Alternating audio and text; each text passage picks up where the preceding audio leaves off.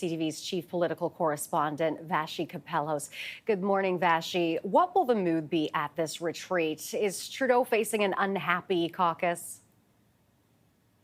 I think they're pretty used to the feeling that they've had over the last year, which is that they fully acknowledge and are aware of exactly what you just laid out, sort of what the party is facing, and in particular the Prime Minister, when it comes to the electorate. I think what's shifted, particularly over the last week, is what you mentioned, the breakdown of the deal with the NDP. And then what I think behind the scenes will have an even larger consequence, and that's the resignation of the campaign director, Jeremy Broadhurst. He wasn't just the campaign director. He also did that in 2019. He was a very close advisor in the Prime Minister's office, one of the two or three closest people to the Prime Minister in his office. So his resignation, I think, from my conversations over the weekend with a variety of Liberals, has sent a lot of shockwaves and sort of questions about what their strategy is moving forward, particularly heading into the possibility of an early election. So I don't know exactly what the mood will be like, but I do think that there, as you said, will be a lot of questions for the Prime Minister and for the team around him about strategy going forward.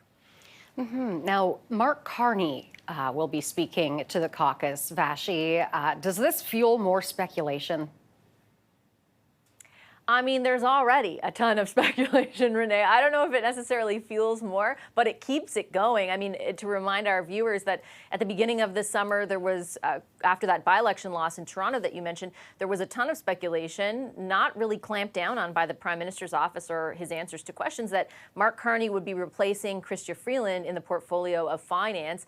Those rumors were allowed to be, circulating all summer. It sounds like the conversations that were happening behind the scenes didn't come to fruition, but now he's back to talk to them. My guess is he still wants to be associated with the party. He still wants sort of one arm in as he thinks about his own future and the possibility that he may run to replace Justin Trudeau if the Prime Minister steps aside in his capacity as leader of the Liberal Party.